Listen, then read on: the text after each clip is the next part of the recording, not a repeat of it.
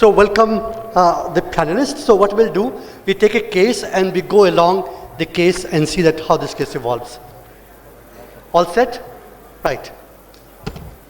So the objective of this is to learn or recap the appropriate approach to a patient who have intestinal tuberculosis. So this is the patient who had a young girl who wanted to be a civil servant, came to a physician with a recurrent pain in abdomen for several months. She had intestinal colic and had a recurrent intestinal colic with obstructive features. She would have episodes of pain, will have blotting sensations, will have a feeling of gola formation in the abdomen. She also had occasional diarrhea, no weight loss, no fever, and no lump abdomen. She was investigated by a physician there. Her hemoglobin was 12.8 and the rest was normal. She underwent ultrasound, which shows thickened distal bowel loops and few measuring in lymph nodes. With these features, the physician started her on ATT. So let me ask Dr. Devendra Singh that is this a right strategy? Well, the short answer is no. Why? The long answer would be there has been an epidemiological transition of the competing diagnosis with such symptomatology over the last few decades. Somebody starting ATT with this clinical profile and this little evidence maybe 3-4 decades back would have been appropriate, but not anymore. Because it clearly shows that most of the symptoms, they are neither on this side nor on that side. And the other thing is that the patient has a focal disease. The patient has a distal terminal ileum involvement, which is accessible by coronoileoscopy. And we should actually look into that, because some very important clues we can obtain by examining that area. Clues could be the type of involvement, the extent of involvement, and in addition, we can also obtain some tissue for further histopathological confirmation. And the other thing is that ATT is not a totally safe group of drugs. And we have seen that patients do have significant drug-induced liver injury because of ATT, and there have been incidences where even with 7 days of ATT, people have developed acute liver failure. So I would say more evidence needed, not enough evidence to start ATT. I think the point well made. And let me also ask all of you, if you use ATT in this situation, just without more investigation, is it right strategy? Who will agree start ATT earlier, this patient? No? Right.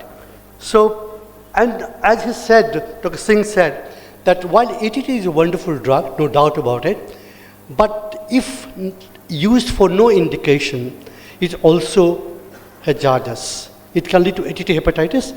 Most hepatitis recovers, but there are a number of patients who can develop drug-induced liver failure. And therefore, we must be aware that giving ATT is not, unless indicated, may not be a good strategy. So think before putting any patient on ATT, there has to be right indication. So at this point of time, let me ask Dr. Jain that what would be a different diagnosis? Hello. Oh, yeah.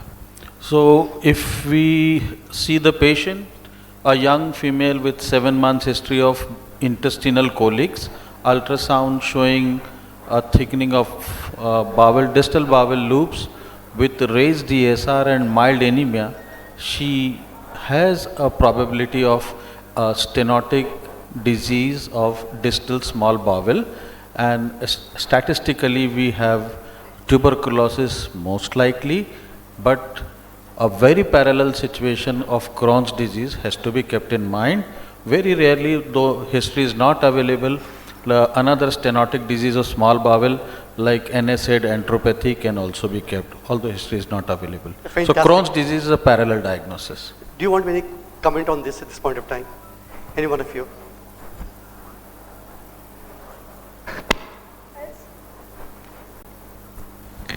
As he is saying that stenotic lesion in the small bowel, the first differential diagnosis according to the history. And in our country, tuberculosis is one of the most common cause of the stenotic lesion in the small intestine. So yes, by the incidence, as we think about the incidence, we can go for the tuberculosis of the small intestine. I think that TB first. is a very, very important differential diagnosis. Dr. Jain also said that TB and Crohn's will be two important differential. Just give you a bit of glimpse that once disease evolves over time, what happens? Suppose, for example, if this is a patient who had a normal intestine, and as disease progresses, how symptoms evolve. At what diameter of intestine the symptom appear. This is a cartoon to tell you that as the diameter decreases, over time, the symptoms will appear. So at start, there may not be any symptom. For example, at this lumen, there won't be any symptom. If you look at this part, there will not be any symptom at this part, but as the disease progresses, there will be symptom. A symptom will have only colic, then becomes a classical partial obstruction. Subsequently, as symptom progresses, the disease progresses, symptom will also progress. So the point is, at this point of time, we know that this patient had an intestinal disease, some form. We need to know what is the site of disease. And for that, it could be small intestine, it could be large intestine, or it could be both. For large intestine, the colonoscopy is the test of choice.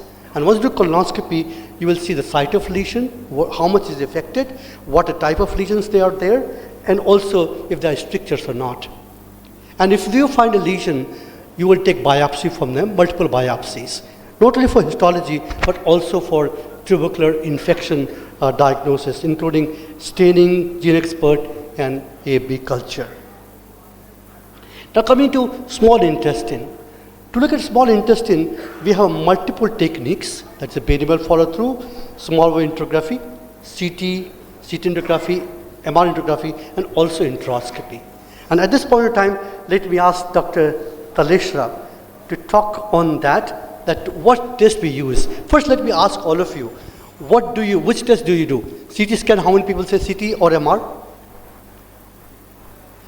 CT angiography or MR angiography? Same. Rajesh, you're saying both. Angiography. Right. So, Dr. Taleshra.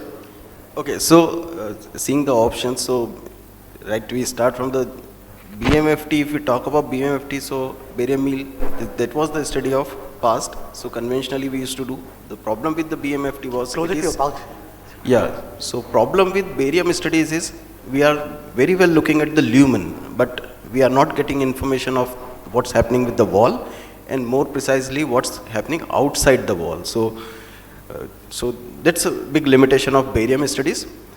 Coming to CCT or CT enterography. So there may be a question, many a times for the acute abdomen it will be a CCT. But here when we are specifically talking of the suspicion is raised, there may be stenosis. We are looking for stenosis. We are looking for bowel.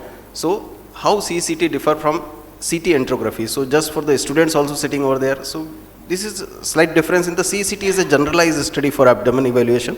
So here we are not timing the contrast. We are giving contrast many a times at the manual injections, or at times we are giving with the injector with the slow speeds of 2 to 3 ml per second.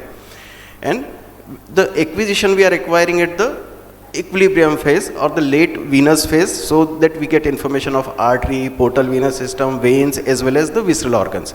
Now how here, when we are talking of the enterography, so how we are differing in enterography? So enterography emphasizes on the two things. One thing is obtaining the optimal bowel distension, best possible bowel distension, so that we get exact idea of any stenosis, partial stenosis, subacute thing that we get. And second thing is acquiring the scanning in the exact enteral phase. So enteral phase is almost similar to pancreatic phase, where we get a study after 50 seconds of injection of contrast.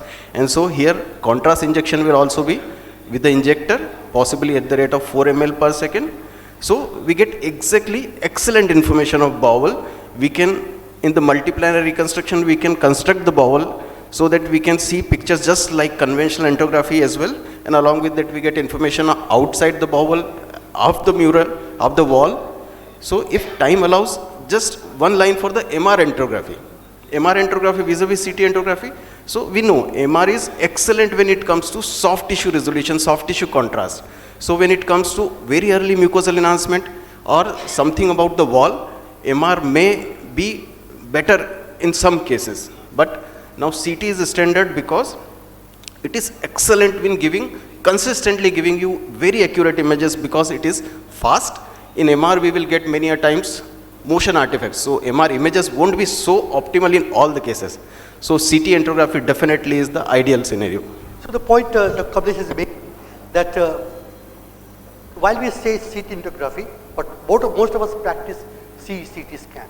If you think of small intestine disease, what is your idea? You want to know that what is the wall, what is lumen, and what is outside lumen.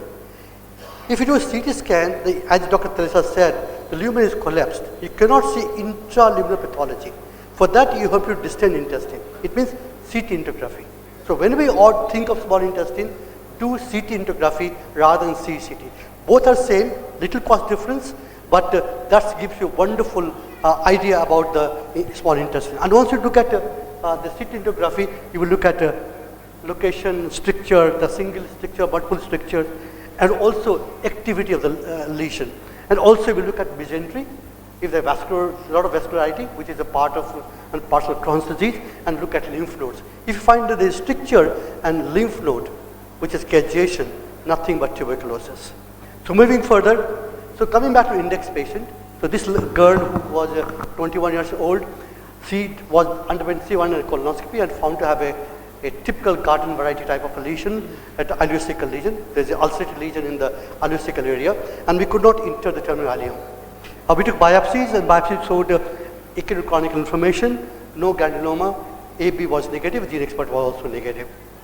So she also underwent a CT angiography and showing the lesion in the terminal ileum.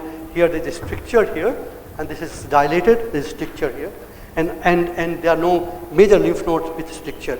Also the point is that if you think of tuberculosis and doing CT angiography, always do CT chest together. Because many times you can find lesion in the chest which can confirm tuberculosis. Same go, CT angiography plus CT chest. Will you agree, Dr. Teresa? Yes, sir. And will you allow me, sir? So, okay. So see how beautifully we can see. It is the ileocecal junction we can see. And this is the terminal ileum. We can see dilated terminal ileum here very well, along with the wall thickening. And here is this is the cecum which is showing. Here is the strictural hypertrophic type of ulcerative hypertrophic. So here is the cecal thickening, contracted cecum.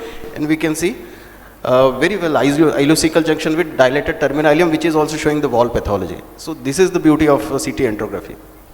All right, so moving further. So coming back, somebody put everything together, recurrent pain abdomen, chronic diarrhea, acute chronic inflammation, ileocecal lesion, lungs normal. So now again back to you, Dr. Singh. Is it TB or Crohn's? What is your take this point of time? Well, with all the available evidences which we have, recurrent abdominal pain, not specific, could be there in either of the cases. So let's take a vote. Yeah. TB, how many people say TB? Crohn's disease? Fantastic. And chairpersons? TB? Right. So a lot of people say TB and some say Crohn's disease. Okay, all right. Chronic diarrhea, of course, favors IBD because diarrhea is more common in Crohn's disease. Anemia, neither here nor there. Low albumin can be seen in about 40% of patients. Ulceroconstrictive lesion in IC area, of course, it favors tuberculosis more. Because once ileocecal valve is involved, and only tuberculosis will involve either side of the valve and will cause significant stricture formation, which doesn't happen in Crohn's disease. Acute and chronic inflammation can be found in both. We have not seen granulomas. Had there been granulomas, maybe an ISC would have been a little more informative. Well, that is not there since granulomas were not there, so we don't have access to that. AFB negative, gene expert negative takes the balance away from tuberculosis but doesn't completely rules out tuberculosis. Again, extent unifocal involvement favors tuberculosis. Normal lungs, well, in intestinal tuberculosis, in about good 30-40% of cases, lungs can be normal even on CT scan. So we have an ulceroconstrictive disease involving ileocecal area if you take all this consideration together, the balance tilts in favor of intestinal tuberculosis, but we have no conclusive evidence certainly. Perfect. So the question comes as a part of academic that they want to differentiate TB or Crohn's. So let me go through how do you differentiate, and the Sanjay wanted me to emphasize this point, that in a given practice, if TB or Crohn's, how do you differentiate? So there are 5 things: clinical, endoscopy and histology, imaging, microbiological test, and trial of ATT. So look at one by one. This is a good study to show that if you look at those who are red marked here, they are more common in tuberculosis, and the green ones are in Crohn's disease. There's no difference. There's a lot of overlap. Nothing tells you this is TB or Crohn's because they both occur in both disorders, except for extraintestinal infestation. If they are there, it tells you this is a Crohn's disease. And also, diarrhea is uncommon in tuberculosis. If there's a diarrhea and pain abdomen, then likely to be Crohn's disease.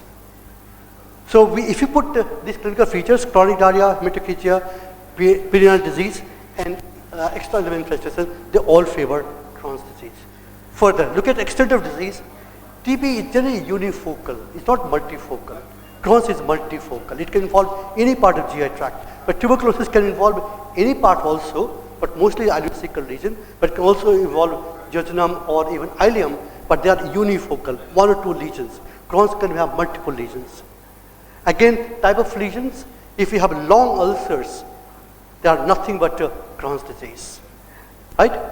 And if you have multifocal lesion, then this suggests again Crohn's disease. So if you add to the list, if you have a multifocal lesion, you have a longitudinal ulcers, you have cobblestoning, they suggest Crohn's disease. Further, if you look at histology, the most important in histology is if there is a cageation. If a granuloma with cageation, nothing but tuberculosis. Otherwise, there is a lot of overlap. So, further, if you look at radiology, again, the point we discussed with Dr. Lesha earlier, that the lesion, what confirms Crohn's, if the stricture which is long stricture, Crohn's disease, short stricture could be tubercular. Crohn's can also have a short stricture. If you have a vascularity, if there is a Coombs sign positive, it suggests this is a Crohn's disease. Coombs sign means what? If the mesentery is inflamed, and that's what be Crohn's disease. And if there are lymph nodes and if they are cageated, nothing but tuberculosis. So putting them together, again in the same list, if you have long involvement, Crohn's disease.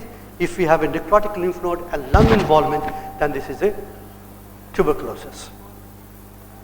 So if you do all of these together, we are able to make a diagnosis in about 50 to 70% of patients. And rest, we remain indecisive, what we call indeterminate. We cannot say this is TB, we cannot say this is Crohn's disease. And in that situation, what you will do, that if you cannot differentiate TB and Crohn's, then there are recommendations, and we recommend that you give a trial of ATT. Why ATT? Because ATT is a finite treatment, 6 months. Crohn's disease is a lifelong. So before we say Crohn's disease, you must be convinced. It's not about stopping treatment 6 months down the line. It is going to be lifelong. Therefore, making a Crohn's diagnosis is a responsibility because you're committing a lifelong treatment and giving immunosuppression in them. Therefore, if we have a doubt, treat with ATT and look for response. And if you look for response, if there is a 6 months down the line, the mucosal healing, if there are ulcers which healed, this is tuberculosis, for sure. It doesn't heal, then most likely Crohn's disease. There's also a question, if the patient is sick, not so well, and you're doubtful, TB or Crohn's, what do you do? Situation. Any one of you? Do you do both? Let me ask this question. Do you do both of both TB, no, steroids, both, and ATT? Certainly not. Both. If you are starting both, you don't know when to start Crohn's therapy, right? When to stop Crohn's therapy rather. So it is better that you err on the side of tuberculosis, start ATT, rather than erring on the side of Crohn's and starting steroid, which can be catastrophic for the patient. So erring on the side of tuberculosis is better, and one should start therapeutic trial of ATT. We as a clinician, we want patient to get better, therefore we get tempted that we give both steroid and ATT together. It's not a good strategy. Because if we respond, you do not know, and lesions heal, you do not know at 6 months, the lesions heal because of a drug, ATT, or because of a Crohn's treatment. Therefore, never combine these two together. So back to patient. So he was, what was the diagnosis we talked about? This is likely tubercular. But in tuberculosis, we'll say this is presumptive. It's not confirmed. Confirmed, we say once we find causation or we find any form of tubercular bacilli, either on the gene expert or on the culture. We call it presumptive diagnosis. So certainly we'll give him ATT. Do you agree? So if you give ATT, how long to treat this patient? Suppose this is tuberculosis. How long to give? Maybe I start with the chairpersons.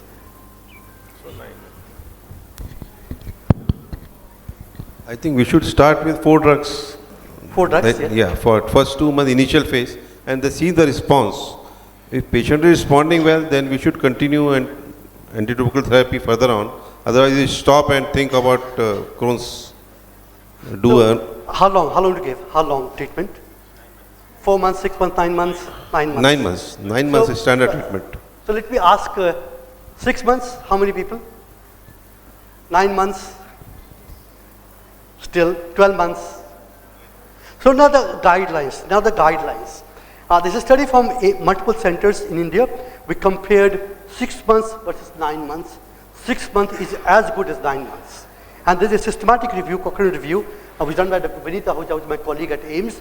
And he also showed in 3 studies, a systematic review, that 6 months is equal to 9 months. And that led to index guidelines, which is a guideline by RNTCP, suggesting that how long to treat extrapulmonary tuberculosis, and GI tuberculosis is 6 months. So our recommendation now 6 months is good enough, then to give 9 months therapy. Unless you need to do for 9 months on exceptional situation. But for abdominal tuberculosis, both peritoneal and intestinal, 6 months is as good as 9 months. Other thing was, I wanted to highlight one other point. This is the way I write prescription. But more important, I want to highlight that once you write ATT, many physicians write a combination treatment, multiple combination treatment, where the dose may be inadequate. A patient requires 600 rifampicin, why you give him 450? Because most multiple drug combination or FDCs are 450 milligram. Her weight is 60 kgs, or more than 45 kgs, you'll have to give 600 milligrams. So proper dosing will be relevant. Any role of steroid? Well, certainly no role of steroids in abdominal tuberculosis. Little role could be there in peritoneal, but that is also very poor quality of evidence. So overall, again, index guidelines, only central tuberculosis and serous tuberculosis, steroids, otherwise nowhere else steroids are recommended. And so we go to, so once you give an ATT, 4 weeks later, she developed symptoms of nausea, vomiting, raised ALT, AST. So this is a typical ATT hepatitis, right? So now let me ask Dr. Jain that how would you modify treatment, and or maybe ask the panel, how do you modify treatment and how do you treat this patient? If patient is developing ATT-induced hepatitis, first of all, we have to stop the 2 drugs. Initially, pyrazinamide and rifampicin should be stopped immediately, and Isonex should also be stopped. Patient should be, will see for 15 days after stopping, only ethambutol should be continued, and later on evaluate, and then you can reinduce one drug. If patient doesn't deteriorate, then we can continue with those drugs. So you will stop all hepatotoxic drugs like rifampicin, INS, PJD, and give alternative medicine. Almost 10% of people will develop ATT hepatitis. Majority will recover, but some can lead to acute liver failure. One need to be careful about that. So once you have an ATT hepatitis now resolved, the question is, how would you reintroduce? One by one drug, or all drug together, or you build up the dose. Since there is no time, so I'll just give you an outcome study. This study done at AIIMS, and it shows that either you, after ALT has improved, hepatitis has got clear, then either you give all drugs together, or drug one by one, or build a dose, all are equal. The chance of post-ATT recurrence is equal in all three. So you can follow any of the regimen. So other one important practical question, this patient developed ATT hepatitis. It took 2 months to restart treatment. The question is, what is my timelines now? Dr. Simi, will you take this question? Yeah. So actually we have to consider that 2 months as the treatment has been interrupted. So that should be added for the treatment. So now the treatment which was planned for 6 months is actually now becomes 8 months, because we have to consider that part also. So again we have to consider the 4 drugs treatment, 2 months intensive phase with all the 4 drugs, and then the 4 months is the continuation phase with the 3 drugs. Perfect. I think it's Yes. wonderful. What I wanted to say here, that once you decide treatment, right duration, that We this have to drug will place go the till this date. date, particular date. So always remembers that what you call deprescribing or stop order. This is a stop order. At the right prescription, there is also a stop order. Stop my treatment on a particular day. True? After say two drugs or 3 or 4 drugs like. So what Dr. Simi said, that you add these 2 months to 6 months. So they become, total becomes 8 months. So she continued 6 months and 2 months of ATT. Now she did well, symptoms got better. So would you do any more tests, or she's fine? Dr. Singh. She got better at 6 months. Well, or total 8 months. the basic premise on which ATT was started was not very definite, since we started empirical ATT treatment, and we know that good 40% of cases of Crohn's disease will also show some response, clinical response to ATT. So we cannot sit idle. Ideally, we should evaluate, do a repeat coronoileoscopy and see healing of the lesions. And the healing, symptomatic improvement will not go hand in hand with the mucosal healing if patient has Crohn's disease. But if patient has tuberculosis, the mucosa will be completely healed by 6 months' time. So the point again, what Dr. Singh says, that if diagnosis is not clear from the very beginning, that presumptive diagnosis, we did a different diagnosis, it's always good to re-image, re-see the patient, the lesion have healed or not. Because we said that TB and Crohn's go hand by hand. So we are not sure this is Crohn's or not. So healing of lesion will confirm. We call it therapeutic trial of ATT. It's not empirical trial. It's therapeutic trial. It's as both diagnosis and for treatment. At 6 months, she has healing of lesions. So therefore, last one, if she responds to ATT and lesions heal, we call it definite TB now. Earlier it was presumptive, now we call it definite TB. So after treatment, she had multiple episodes of pain abdominicate. She remained well, but after treatment, she had multiple episodes of intestinal colic. So we know that after any intestinal inflammation will heal with fibrosis. The scar will persist. This is lumen will be stricture. Earlier it was believed that most TB heals and no stricture, but it's not true. Almost 2/3 patient will have a definite stricture in the small intestine. And so what do you do in this situation? Dietary modification. So all these patients should be given advice, dietary modification, avoid high fiber diet, avoid seeds, because the chana and what we call any seed which is there, like orange seed, they can lead to obstruction. So avoid large seed and chew well. 3 advice must be given to all patients. So 12 months later, she came again. This time symptoms were more, and X-ray showed air fluid levels. So she had a partial bowel obstruction this point of time. So this could be Dr.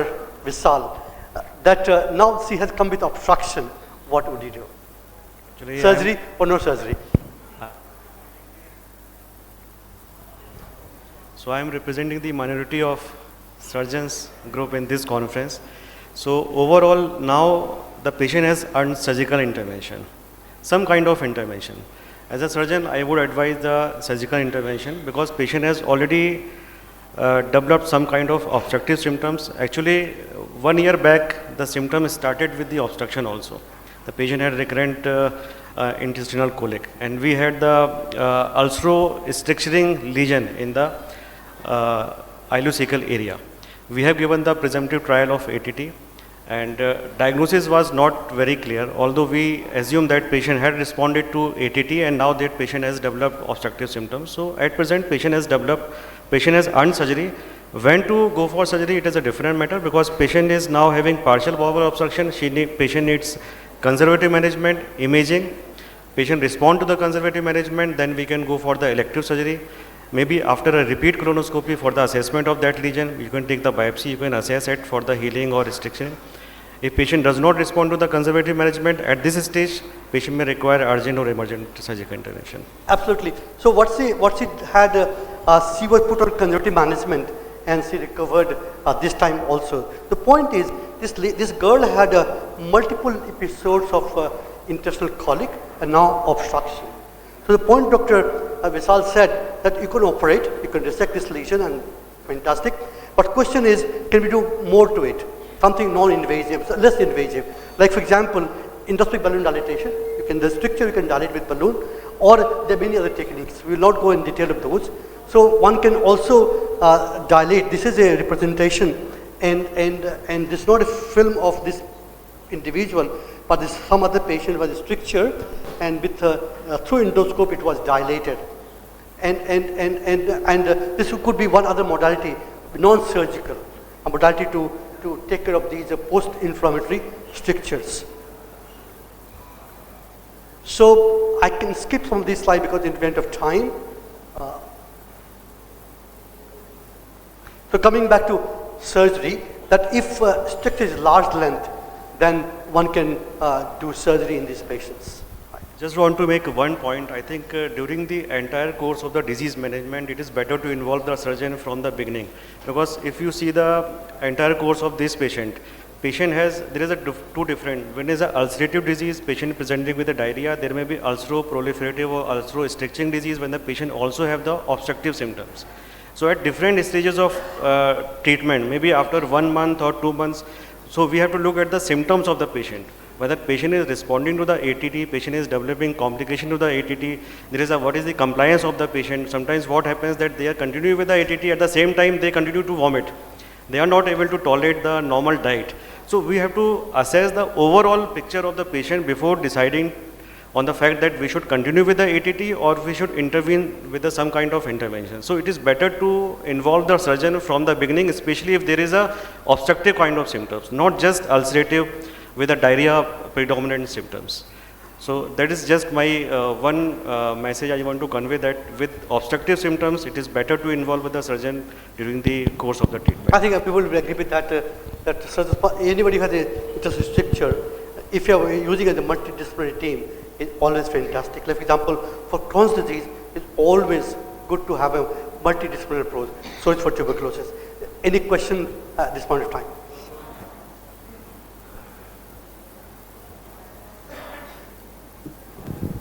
Now, this is regarding the continuing battle, I would say, whether to give a therapeutic trial or not. As Devinder has already mentioned, what is our policy usually if you are starting antitubercular treatment where the things are not very clear? The so-called therapeutic trial you should not give. But in spite of all the evaluations, if everything is still negative, you start treatment. Now you are saying that you repeat a colonoscopy at 6 months. If it has completely healed, then of course, it is there. But the thing is, my policy is usually like to get a repeat colonoscopy after say about 3 months. Significant healing is there, you continue treatment in that particular situation. But if you wait for 6 months to see the complete healing, you have already given the full treatment or antitubercular therapy in that particular situation. Sir, actually, so I just directives are, if the patient is responding well, you repeat after 6 months. If patient is not responding, if it is tuberculosis, the ulcer or the inflammation would heal completely by 2 months' time. So it is reasonable in those who are not responding to repeat a colonoscopy within 2 to 3 months' time. If it has not healed, you move to the other side, treat Crohn's. But if the patient has completely got this mucosal healing done, then of course it remains tuberculosis. So is the clinical response identical If no to the... clinical response, then early. If No, no, clinical response, then late. No, the patient is responding, say, clinically is I think responding. we can but- stop crosstalk. Just to summarize, Ah. that if your presumptive diagnosis is tuberculosis, there's no need to do interval colonoscopy at 2 months. If presumptive diagnosis is more like Crohn's disease, certainly you will not like to prolong treatment with ATT for a long time. Our diagnosis was presumptive, we had like mostly tuberculosis. Therefore, one can do colonoscopy at 6 months to see the healing of lesion. If you have Crohn's disease, you will do early colonoscopy. Last question before we have to close. Just one question. There has been some study, I think from your center only, that if by mistake these patients of Crohn's are treated by tuberculosis, they may respond partially. But the incidence of stricturing is higher in those particular situations. What is the reason? The reason is not clear, most likely because people believe, or we also believe that ATT is also a fibrogenic, right? So, and second, that you prolong the treatment, and therefore you are not giving right treatment you are stopping the right treatment for a long time. 2 reasons for that. So, but once you diagnose presumptively tuberculosis, then probably one can do, but I would skip, I do colonoscopy 6 months in this lady, or not otherwise. Last question and then... So my question was regarding tailoring the dose of the ATT for the patient. Now the problem is that we have to send all the patients for DOTS, the directly observed therapy. There the dose is not in our control. And this especially problem occurs when the patient develops post-AKT like liver injury, and you have to stop medicines and add on medicines in a serial manner. And they don't get those medicines thereafter. And they are not available in the market for them to buy either. So how do we... An absolutely wonderful observation that DOTS have a different fixed regimens, and there's less scope for a kind of liberties. They are very fixed regimens. Even we find a lot of difficulty, especially those who have acute hepatitis, and then how to manage them. So those periods they buy medicine from outside, but I won't recommend that. So they're not available outside anymore to buy. Yeah, sir, I just want to add this, that that's true that the duration of treatment of anti-tubercular therapy is 6 months, but again it is based on the case-to-case basis.